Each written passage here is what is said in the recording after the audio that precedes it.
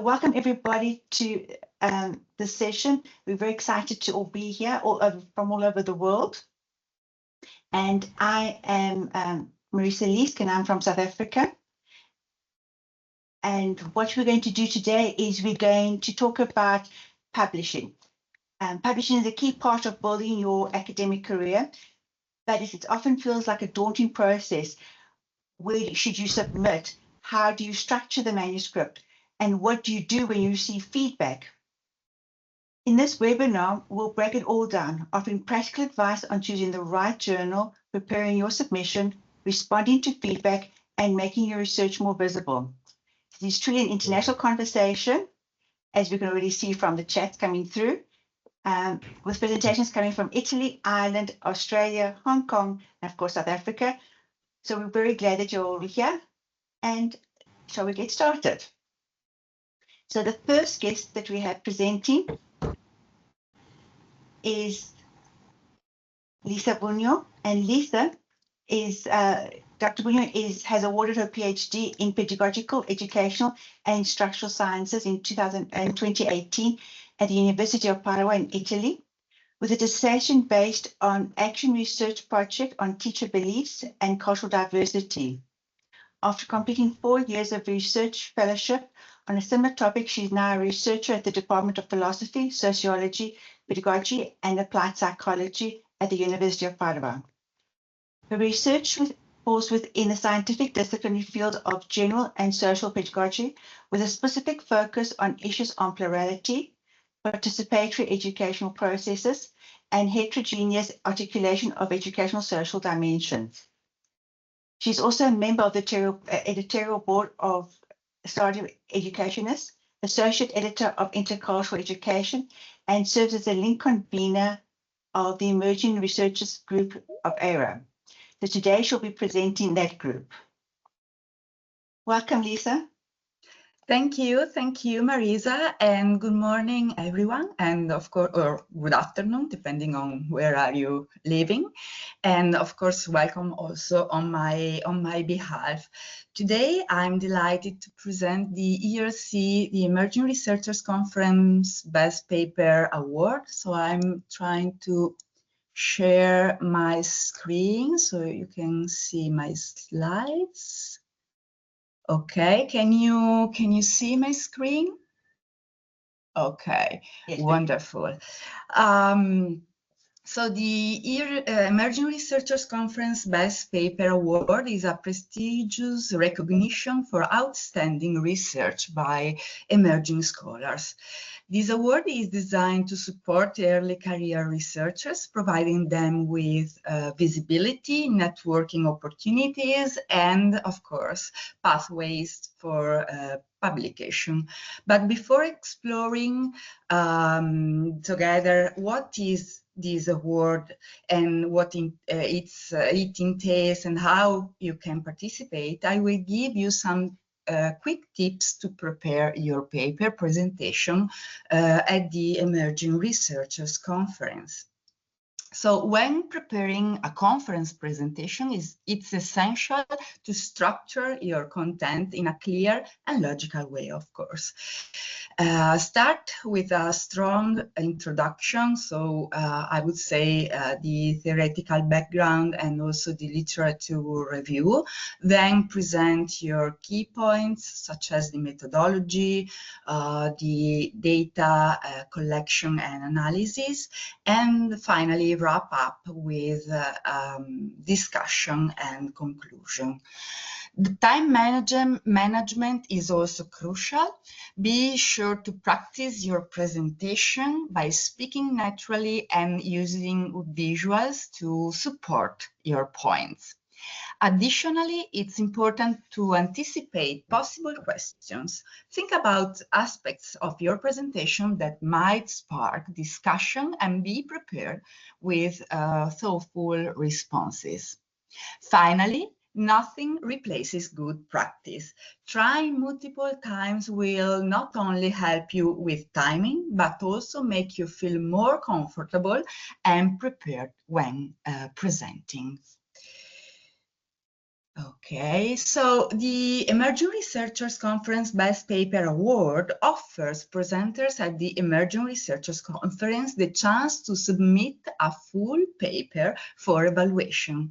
These submissions go through a double-blind peer review process, ensuring a rigorous and fair assessment. The goal of this award is to highlight excellence in research and to provide emerging scholars with a valuable opportunity to further their academic careers. So who can submit for the award? Papers can be, of course, co-authored by up to 3 people, but the first author must be emerging researchers, meaning they must either be currently enrolled in a PhD program or have completed their PhD within the last 5 years and hold a professional and not hold a professional position. Additionally, the first author must have presented the paper at the Emerging Researchers Conference, of course, and this ensures that the award is truly focused on supporting researchers in their early stages of careers. So, the winning the Emerging Researchers Conference Best Paper Award comes with significant benefits. The awardee will receive a free registration for both the Emerging Researchers Conference and the ESER the following year, and a 550 travel grant to support their attendance. This award also offers a fantastic opportunity for publication. So winning and being shortlisted will be considered for 2 prestigious academic journals, the European Educational Journal, Research Journal, and Studia Pedagogica. And finally, the chance to share their experience through the WERA blog, further engaging with the research community. There are a few important things to keep in mind. Papers that have already been submitted or accepted for public publication elsewhere are not eligible for this award. And if a PhD student has co-authored a paper with their supervisor, the submission is allowed as long as the first author is the emerging researcher.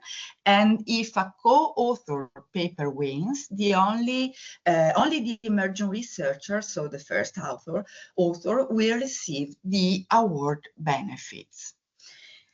So how it works. The Emerging Researchers Best Paper Award follows a structured and supportive review process designed to both recognize excellence and provide valuable feedback to emerging researchers. It all starts, of course, with paper submissions, and after the Emerging Researchers Conference, presenters then can submit their full paper for consideration. Next, in the first review round, all submitted papers go through a double-blind peer review process. Every author receives a formative feedback aimed at helping them refine their work. At this stage, the most promising papers are shortlisted for the second round. And then in the second round, reviewers carefully assess the improvements made based on their initial feedbacks. Finally, after this process, a final decision is made and the best paper is selected.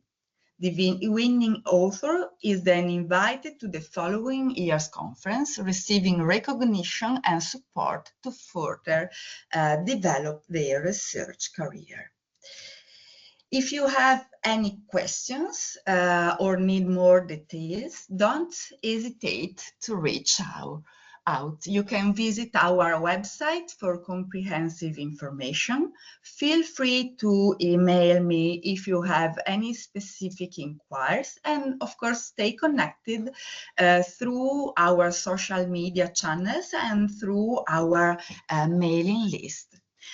I look forward to seeing your submissions and celebrating your contributions to educational research. Thank you all and best of luck. Thank you very much. I mean, it sounds like a really awesome opportunity that people should take advantage of. Lisa, maybe we could share the link in the chat for people if they want to then apply. Yes, and sure. Please, I forgot to mention in the beginning of the webinar, but put all your chats in there, and at the end of the session, we'll try and answer as many questions as we can. Right, so now it's for our next speaker, and the next speaker is, I want to introduce you to Dr. Emanuela Heinz, and she is an associate professor of teacher education at the University of Galway and editor of the European Journal of Teacher Education. Her research focuses on teacher education and educational leadership with a strong emphasis on diversity, equity, and inclusion. Manuela, thank you very much. It's up to you now. Welcome.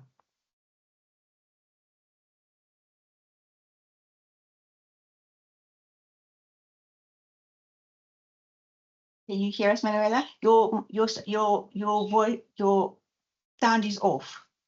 Yes, hello everyone. Good morning, good afternoon, good evening. I'm really glad to be here and thank you for the invitation. I have some trouble. My screen is kind of flickering with my file and it is not uploading. I don't know why. Oh, maybe now. I think maybe it had to do with the switch over from Lisa's slides. Oh. Is there anything visible yet? No, not yet, not yet. Oh, now maybe? Yes, I can see it. It's up now. Slides. Yes, thank you. Okay, great. Okay, so thank you so much for the invitation. And I want to talk a little bit about preparing a manuscript, submitting it to a journal and responding to reviews. Thank you for the introduction, Marisa. I am currently the editor, one of the editors, together with Anja Svennen of the European Journal of Teacher Education. Here you can see our journal details, some of the statistics. We're very happy with its performance. It is, I hope that a lot of you that work in teacher education are familiar of the journal, maybe are considering submitting your work. So we would be delighted to see work coming from early career researchers and to support it. It is a highly recognized journal. We publish 5 issues per year, and I have taken on the role of editor in 2024. So I'm into my 2nd year. The first year was a baptism by fire, but I think I know what I'm doing now, and I'm happy to share some of the experience. The journal focuses on teacher education, and in its broadest sense, we invite papers that investigate theory, policy, and practice in teacher education at all levels, from early childhood up to higher education, and we also focus on pre-service as well as in-service levels.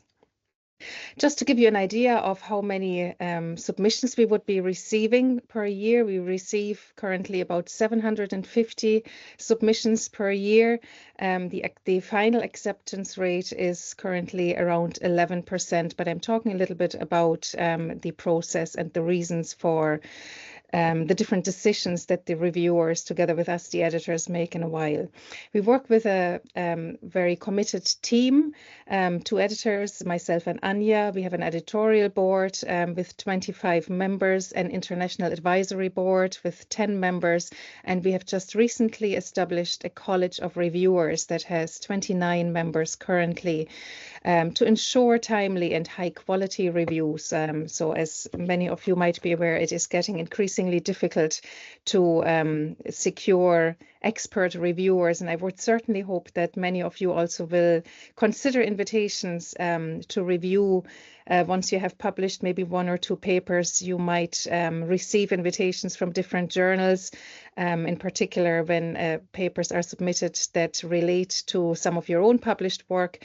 And we really rely on the support and the advice and the expertise of experts with the assessment of the different submissions, because of course the editors and even the editorial board can't really cover all areas of expertise. So hopefully, and this is also real good experience, and you can gain real valuable insights into the whole process of publishing if you act as a reviewer. So I certainly would recommend that you welcome these invitations, maybe even sign up. For a lot of journals, you can sign up as a reviewer with your areas of expertise.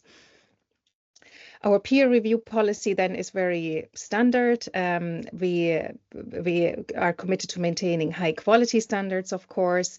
We conduct a first desk review where the editors, first of all, check that the submissions are within the journal's scope, and also that they're of the quality expected and that they make an original contribution to the field. There's also a quick check for ethical standards and methodological rigor, but this is quite a quick check. I will give you a quick overview of the whole review process. So what I've just described is the editor desk review. And I have earlier mentioned the 11% acceptance rate. The truth is that quite a few manuscripts don't make it through the first step of the review process. So there's quite a large percentage. It could be sometimes up to 50%. It depends month on month that need to be rejected at that stage. And a lot of them, in fact, not necessarily because of quality reasons, but because they're out of scope. So we do, when you see for our journal, maybe also for other journals, you see an acceptance rate of 11%. I would really encourage you not to get frightened or put off by that. High-ranked journals, in my experience, seem to receive a lot of submissions that sometimes are not in scope. So, you know, as much as I am going to recommend to you to really carefully make a decision around where you submit your work, it is also the truth that we receive a lot of submissions that are out of scope and they will be rejected straight away. They have nothing to do with teacher education, and we can see sometimes maybe they have been submitted first to a psychology journal and possibly rejected, and then they come to us. And it's sometimes quite obvious in terms of the whole focus of the paper, even the literature review or the reference list. There's nothing to do with teacher education. So really submitting to a journal where your research doesn't really fit will most likely guarantee you rejection. But it also explains the very low acceptance rates in some journals.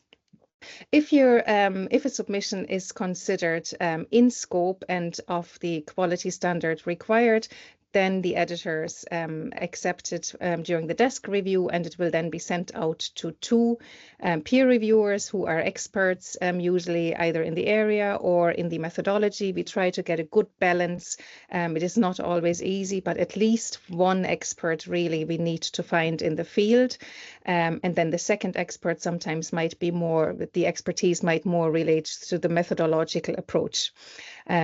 So these experts then review the manuscript. Again, it is difficult to find reviewers sometimes, particularly when articles address quite niche areas, when they're very specific. Often these are the articles we're really interested in because they're something different and we really welcome it, but it can be quite difficult sometimes to find reviewers. And we do want to give all authors the benefit of a good review and good feedback before publication. So all these reasons can contribute to quite a long, particularly for early career researchers. And I certainly remember the first submissions, it is very difficult to sit around and wait. So it is important that once you have submitted a paper, you kind of need to try and get it out of your head and work on the next thing, because these processes can take, quite a few months.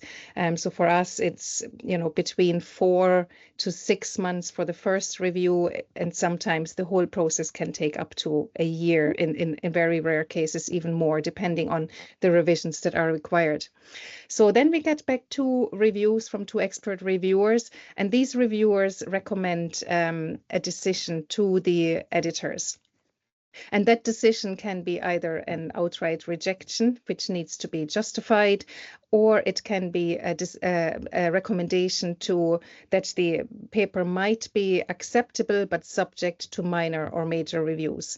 A straight out acceptance is, I'm in the role now for 16, 17 months, and I have never experienced that both reviewers straight out said, this is perfect, we can publish it as is. So usually most papers get a decision with major revisions, and some, the real good ones, then would be minor revisions.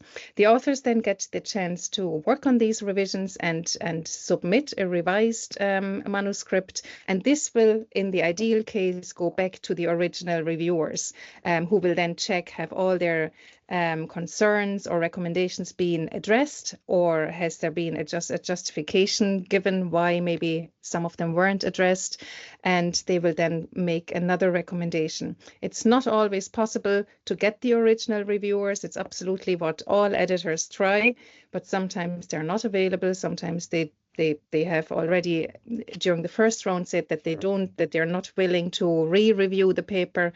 And then particularly when it's major revisions, we do need to invite new reviewers. And that can be sometimes quite frustrating for everybody involved. But to be honest, there is no point in complaining. We do get quite a few complaints from authors. Oh, it is, frustrating. Now we have new demands are being made on us. There's nothing we can do. We always try, first of all, to get the original reviewers. And to be honest, on quite a few occasions, it is helpful, and it can further improve the manuscript, because maybe a new reviewer has an additional recommendation or piece of advice.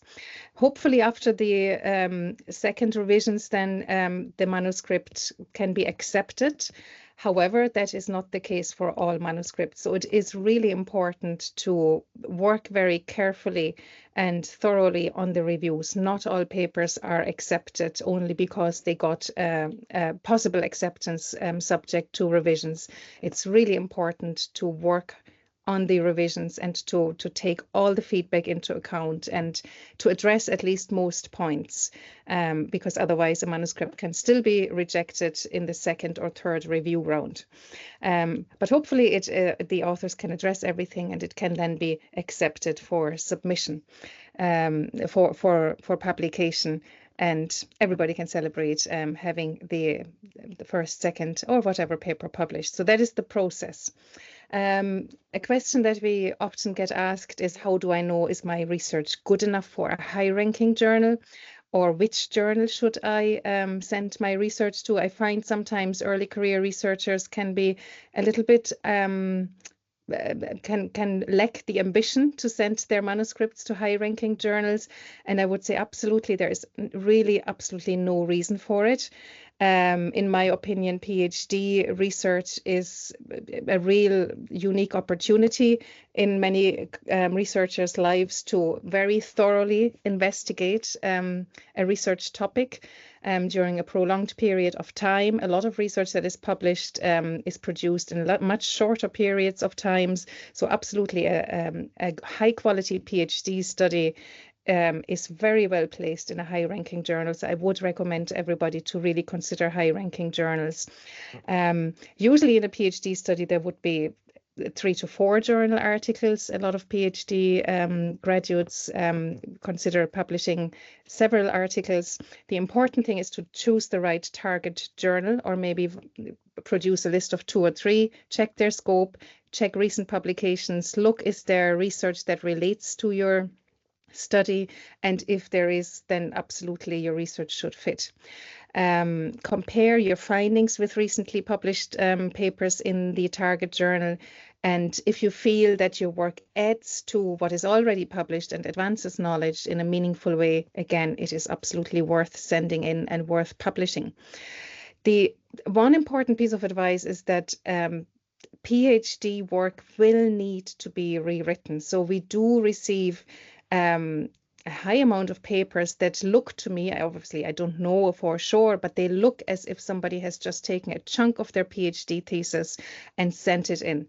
And that most likely doesn't really work very well. So journal articles are much more focused, are usually have a much narrower focus. They need to be very, very concisely written. There is a lot more space in a PhD maybe to look into border areas and so on. You really need to make a decision of what part of your PhD study, what area, what findings you're focusing on, and then you can prepare a very good article, I'm sure. But just to take a chunk from your PhD and send it as an article, that often won't work. I do recommend that those of you who haven't published yet, that you seriously consider, and certainly in many institutions this is the norm, to publish together with your supervisor or an experienced researcher and collaborate on rewriting the part of your PhD for a journal publication. I have worked on a lot of publications with my PhD students, and it's a real good opportunity to learn the skill of writing a very concise journal paper of 8,000 words. And also it's a way to give credit to their contribution for your work. So what are key factors that we consider when accepting a paper? It is not just about groundbreaking. Yes, we say there needs to be something novel. It needs to be a meaningful contribution, but it doesn't have to be a groundbreaking, immense discovery. What high-ranking journals are looking for is the overall quality. So is there novelty? Absolutely. Is there something significant that contributes to the field? As important as clarity. Is it well written and structured? Completeness. Make sure that your article contains all the parts that are necessary. So we also do get quite a lot of submissions that wouldn't make it through desk review because they're lacking a literature review. There's maybe an introduction, and then straight away after that is the methodology. There's a little bit of literature in the introduction, but it's not enough to really scope out the field and provide a theoretical framework and position the work. Is it relevant? The rigor, methods, and describe the methods in detail is really important. And the conclusions need to be solid, and they need to be backed up by the findings. So another two very common reasons for rejections are either the conclusions are really, really thin and there isn't really hardly any discussion, or they go way beyond what the findings support, and sweeping statements are made that have no support by the data or the methodology even that has been applied. So the coherence of your article is really, really important. A strong abstract is important. This is your elevator pitch. I would say it really needs to have all the key information. It has to be very concise, straight to the point. What is the article about? What methods have been used? What are the main findings? And what are some of the most important implications? I have a good abstract here just to give you an example. You can see, despite over 2 decades of research, initial teacher education partnerships remain problematic. A real good problem statement straight at the start. Our study explores the development of mandated ITE university school partnerships in Wales. We've used a focus group with 47 teachers, information about the methodology. The findings reveal disparities in the impact on staff, including differences and changes to their roles, etc. And the findings have implications for all stakeholders and valuable insights for practitioners and researchers engaged in similar initiatives. So really a very quick pitch. This is what the editors look at first for their during the desk review. And sometimes we get the feeling, some articles are submitted without abstracts. And sometimes we get the feeling they have just been very quickly written and the energy was gone at that stage. Writing style is important, and I think Lisa already mentioned this is, of course, similar to presenting, that your argument is well structured. Sometimes early career researchers seem to use a lot of complicated terminology with very long sentences and complex sentences. It is much better to be concise and straight to the point, particularly if you're writing for an international readership. If the sentence doesn't need to be so long or complicated, then there's no reason to make it so. Okay, everything should be relevant in the manuscript, and that comes back to PhD research. Parts can't just be taken because often they're going into more detail about more things. So it needs to be clear. A strong manuscript, Lisa already mentioned all these parts for the presentation. This is very transferable. It needs to have all the parts that are required. And these are the most common reasons for rejection. A poor fit with the journal. Maybe sometimes it isn't really an academic journal article, doesn't fit. So we also get submissions that look more like reports or opinion pieces. It lacks novelty. The conclusions are unclear or weak. There might be methodological concerns raised by the reviewers.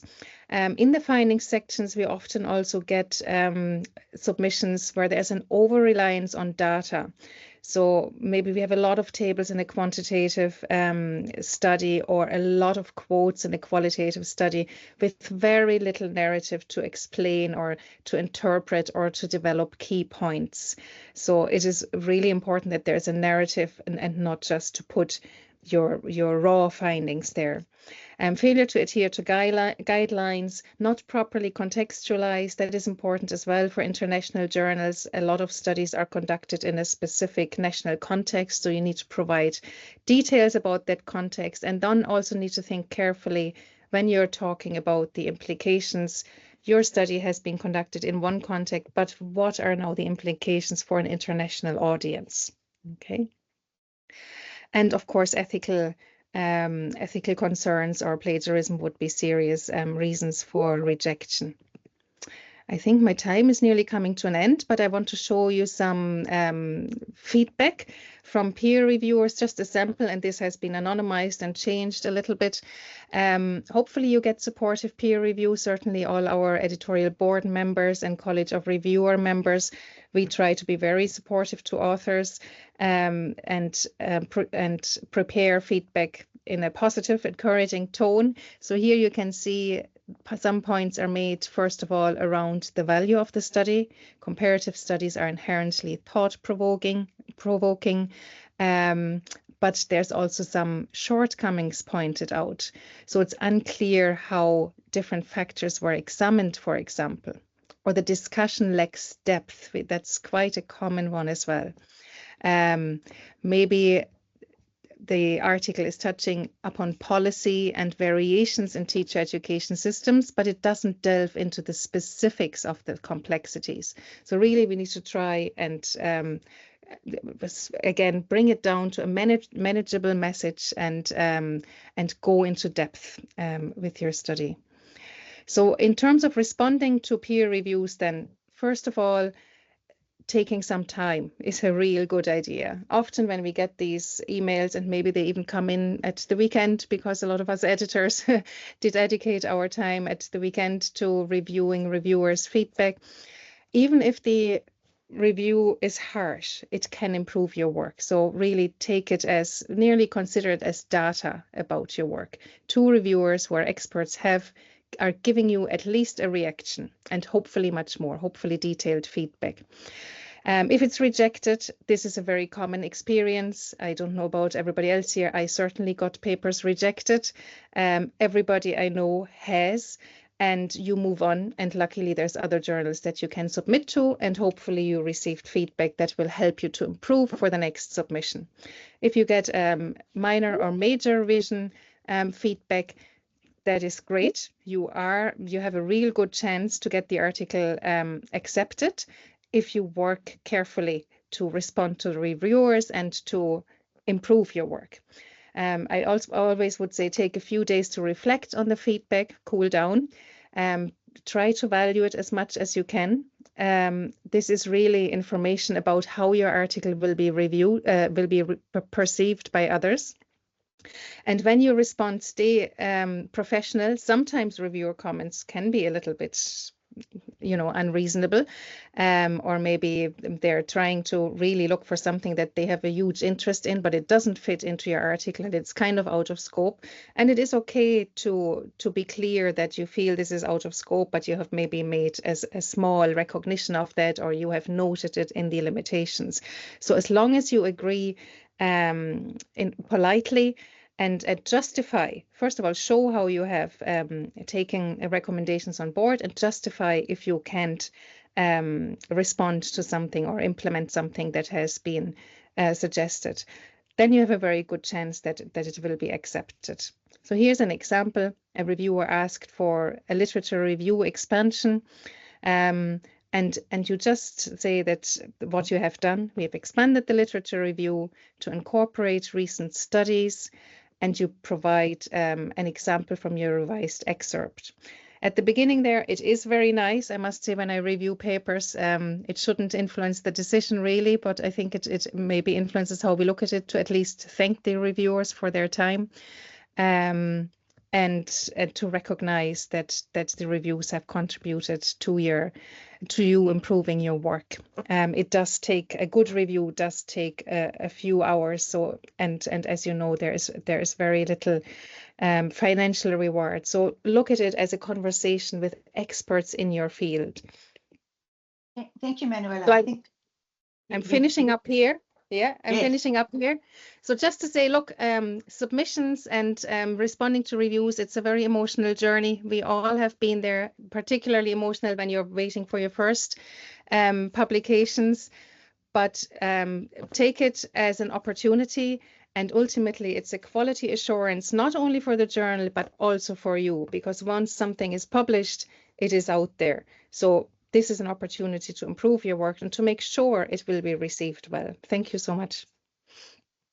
Thanks, Manuela. You've given such good advice. It's really, the information you've given is very valuable. And I think, if you go through your steps of choosing the right journal, making sure that you don't take offense to the reviews, and focus on things that it's really, really good advice. And noticing that you're the audience, the reviews are there for the audience, and you may know your PhD so well, but the reader doesn't know your PhD. So take the input from the reviewers as positive. Great. So now we're going to go to our next presenter, who is going to come from a different perspective. And this presenter is from Australia. And it's Professor Wei Tong Shi, and he is a professor in mathematics education at the University of Melbourne in Australia.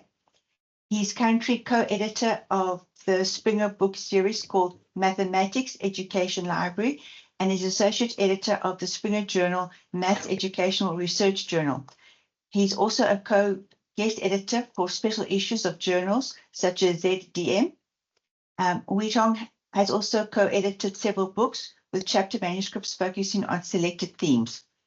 In addition, he reviews journals and conference submissions, his expertise being in motivational aspects of mathematics teaching and learning, as well as cross-cultural comparative studies.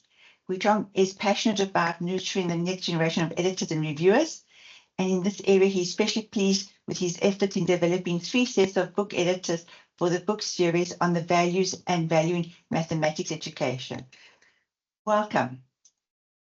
Thank you, Marisa, and thank you for the invite. I'm pleased to share with you some of the experiences I have, and I will talk according to the questions that I was given. Now, in the interest of time, I will speed through them, but feel free to ask me questions during the Q&A, or even email me after the event. To the question, when should I publish? My advice to ECRs and to graduate research students, including doctoral students, is publish all the time, anytime, in fact. As you know, especially, of course, if your PhD is with or by publication, but even if it is not, I believe that at any stage of your PhD or your doctorate, even in the first year, there is something which you can share, something which you can publish, and something through the publication. There are two things that are important through the publication for you.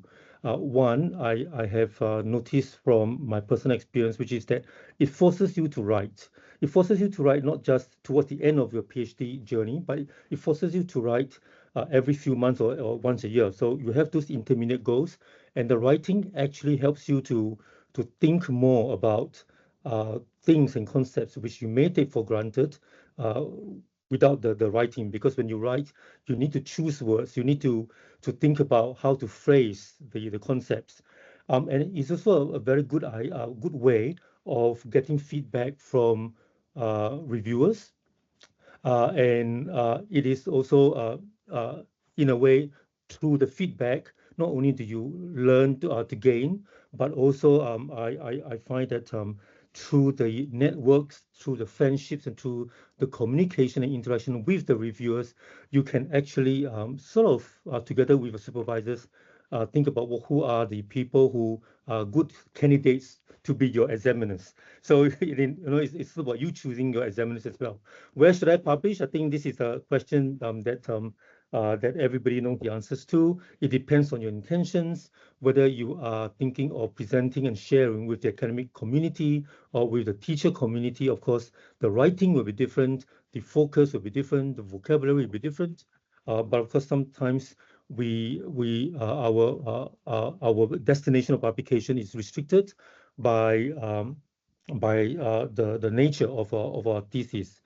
Um, uh, of course, when choosing the journals with your supervisors, you will be able to know which are the journals that will be suitable for the type of writing that you are doing. So maybe at the very beginning, in the first 1 or 2 years of your doctoral studies, you may not have data yet.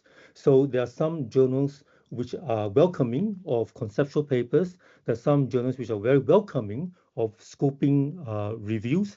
Go for those. And in fact, I've noticed that scoping reviews are attracting a lot of mentions and citations in the last few years. So they are very good way of for you to send your articles and your submissions to as well. Go to the journal's website, look at what the journal is looking for. So here in the lower right-hand side corner of the slide, you can see an example where this journal actually mentioned that they welcome all kinds of studies. However, if you look at the second last line, they are looking for submissions which which make connections with Australasian region. So there are some journals that actually specify, they're very outright and specific and explicit about what they are looking for. So pay attention to those so that you do not waste time going to the submissions, and sometimes it can be a few months before you are told that this is not the appropriate or the best journal for you. I guess I will spend a bit more time talking about this because developing a network and working as a collaborative team is something that I feel that is something that I stumble across. And I find that it happened because I developed a consortium of like-minded of researchers or researchers who research in the same area as me, and we pull everyone together and we call it the third wave lab. Now there's a long story about why it's called a third wave, not the second wave or the first wave. But anyway, it is a third wave lab. It is a lab. It's a consortium. And it is a group of people who research using the same variable, which is the motivational variable of values and valuing. And through this consortium, we have a website, and through the website, we actually collate and pull together all the publications that each and every one of the 24 research teams have published. So it becomes a one-stop shop, one-stop way of collecting and tracking the sort of research that we have done over the years with hyperlinks to the journal website. So it is also a very good way for some of the younger members, including doctoral students, when they are out doing the scoping reviews. This is a place where they can find all the publications for the consortium. So that is the experience that I have. Now, very quickly, I'll just talk about any other advice based on what I've heard so far. When you're publishing, we spend time sharing our ideas and our findings. So make sure that your paper is read by people. Make sure that your paper has the reach, that people can find you. And one of the ways in which you can do this is to make use of the keywords in the title. In other words, do not repeat. I find as an editor, people repeating the words that they are already in the title in the keywords. Don't waste it. The keywords are there for you to make links with people who are searching for articles which you are useful. Your article is useful for the literature search. So make sure that you use keywords which are not a repetition of words that are already in your title. So if you look at the example below on the teacher beliefs, for example, that article that was published about 4 or 5 years ago, I found that the use of the keywords is very intelligent. The focus on the keywords is on the methodology.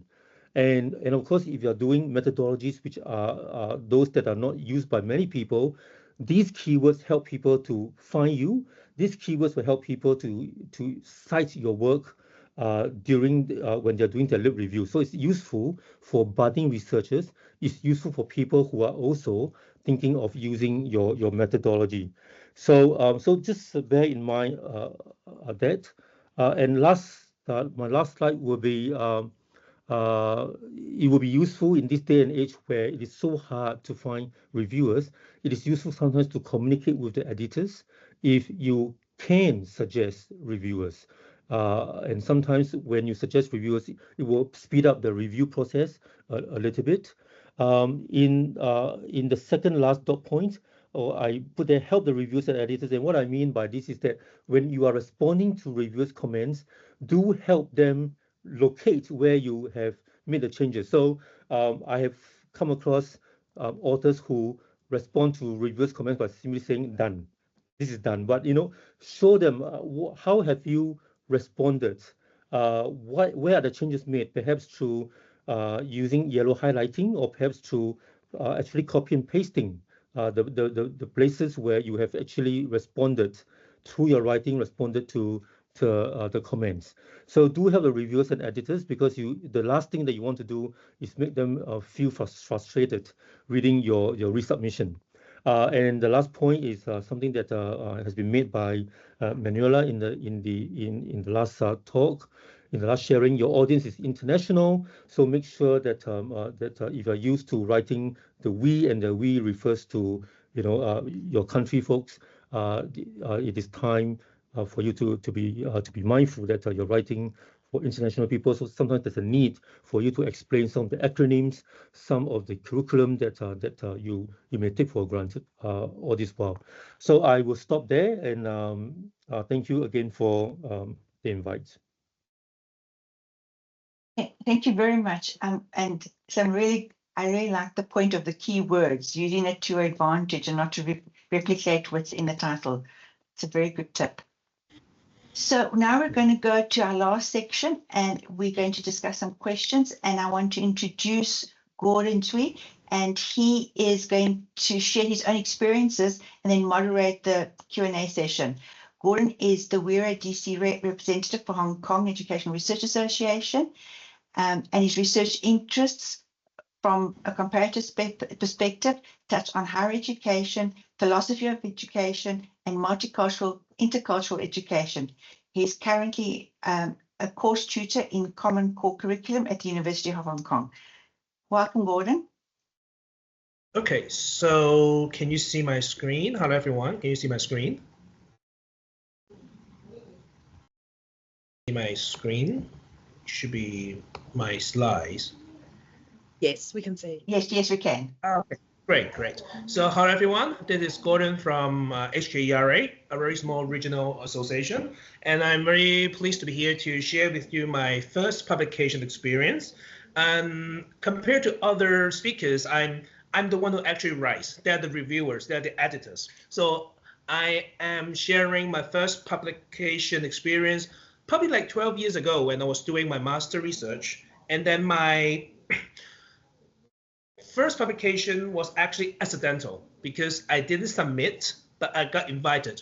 After I finished my master thesis, I just went to different universities. I traveled and I went to different universities, and then I met a professor, and then I shared my work with the professor, and then the professor invited me to submit my master thesis, which is not marked, it was not graded. I just submitted to be my first publication. So my experience actually, just want to share with you is sometimes we try to look for different journals to submit. We try to look for different, like standard, different, like rigorous journals to submit. We may just need to connect different professors or different academics, and then there are chances for us to submit our work. But the first publication really took a long time. It took almost a year to finish my publication, and I will share with you in the coming slides. I only have a few minutes. I will just share with you my experience, a little bit of reflection on my first publication. Okay, so my experience and reflection when I first received, that kind of invitation, I just published the same topic of my master thesis, but I received a lot of different comments because I just shared an abstract and then, my manuscripts to the editor, to the professor, and the professor gave me a lot of different comments. And the comments are very different from my supervisor, from my peers, from my colleagues. So I just have to rewrite the whole kind of a thesis, to a journal, but like same topic, but different directions. So we will probably receive a lot of different comments when we turn our writing to a journal or to different journals. But what I did was I tried to discuss with the comments. So sometimes when you receive feedback from the journal editors or reviewers, you try to follow them. You try to, okay, I want to get my work done, and then I want to, publish my work, and I just follow them. But sometimes you need to discuss with the comments. You're the author. You have the right to say no, to say yes, and then you can design. So sometimes just to discuss with the comments, and then try to discuss with them, and then we try to co-construct the knowledge together. And style and formats, as other speakers before have mentioned, it is really important, and it took more time than I expected. I had my whole draft or whole thesis submission ready, but when I turn it to a journal, the formats, the style, the wordings are very different. So it took a long time for me to change all this. And then actually, I can promise you, it will take a lot more time than you expected. So try to prepare the timeline. And then my fourth advice or suggestion will be a complete research could be a pro or con, could be a good thing or bad thing. Sometimes when we think about, okay, I have the whole research ready, I have a whole PhD thesis, for example, whole thing ready, and when I submit, it's kind of easy. But reviewers and editors, we're humans, right? And then we have different minds. And then we may just think, okay, just delete this part, just change this part. And then if you follow those suggestions, your complete work will become incomplete. So then you have to do a lot of work to make it complete again. So sometimes just try to, maybe it's good to just focus on certain parts of your research, let's say the methodology, maybe the data, maybe the analysis, and then go deeper. Try to think about the juicy part of your research. Don't just throw the whole like 20,000 words or 15,000 words of writing, but try to narrow down to certain really, really juicy parts and then focus on those parts and then turn them into publications. So that will actually make your writing stronger.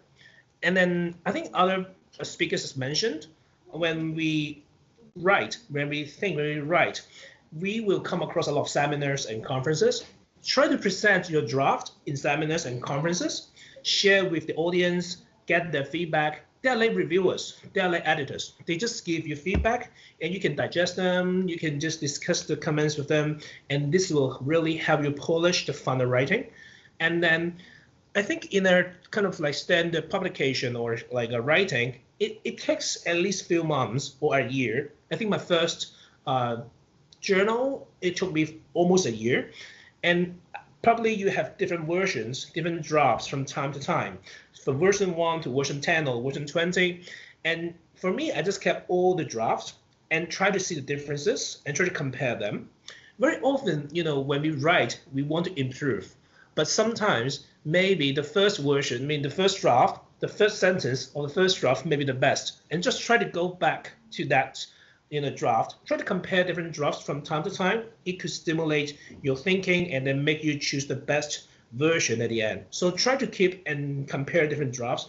Don't throw away, the older version. Just keep everything. And then the first 6 points, what I just shared, they are like very practical. But the seventh thing, the last thing that I want to share in this small sharing, it just, sometimes we are too stressed out from our work. We keep publishing, we need to write, we need to think. Sometimes we need to have a break. So what I did was, after a few months, after a few versions, after a few changes, I just took a break. I didn't do anything. I really didn't do anything for like a week or two. And then I came back with a fresher mind. I think that really helps, because there are something that really block your mind, and then you couldn't really think. Just don't think about it. Just don't do anything. Come back with a fresher mind, and that will really help you for your writing, especially if it is the first time to write your work.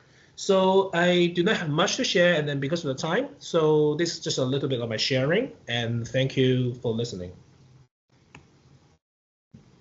Thank you, Gordon. I think you touched on a few points there that resonated very strongly. Take it write and all the different versions, and that it takes a long time to publish your first article. We've had a few questions in the chat, and I think quite a few of them have been answered. We have just a few minutes left, but before everybody leaves, I just want to mention that if you haven't joined, please join our LinkedIn group as well as the YouTube group, because there they will be sharing any tips and the video to the presentation and anything else. And you can always post questions there that we may not have covered or answered in the chat. Is there anything, maybe, let me check if there's anything else that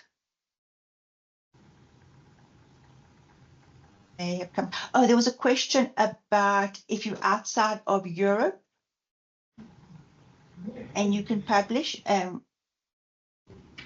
Manuela, do you want to answer that one?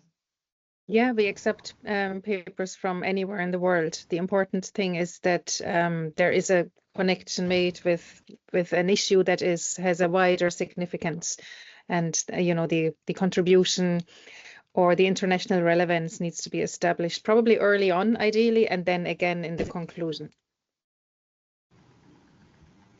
Thanks for that. If you have any other questions that you'd like to quickly ask, we have 1 or 2 more minutes. If anybody spotted anything else that I may have not picked up.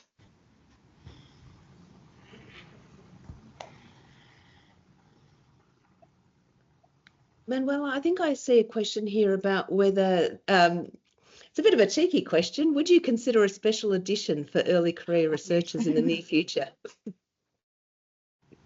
I would consider it, yeah. We have a few special issues coming up, but certainly it is something. I know that some other journals have done it and it's very successful. Again, I would say it's not, nobody needs to wait for that. I really do strongly believe that early career researchers have a lot to contribute. So their work should fit into any journal as long as it's within the scope and prepared well. But yeah, I think we will consider it. Thank you. I think that's quite an important point, because a lot of journals do have special editions and you need to look at those. But as researchers, part of this whole process is also to research the right journal, the right topic, and align it with your research. That's really important. Doing the groundwork, I think, is really important, and will save everybody a lot of time. Right. We've come to the end of the session.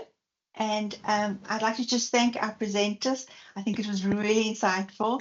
I know a lot of the information personally resonated, and there were some tips. If I had known this before I published my first article, it would have been great. Again, just a reminder to please go onto our websites and our LinkedIn profile, YouTube. And thank you very, very much. And we're wishing you all a good morning, a good afternoon, or a good evening. Thank you very much.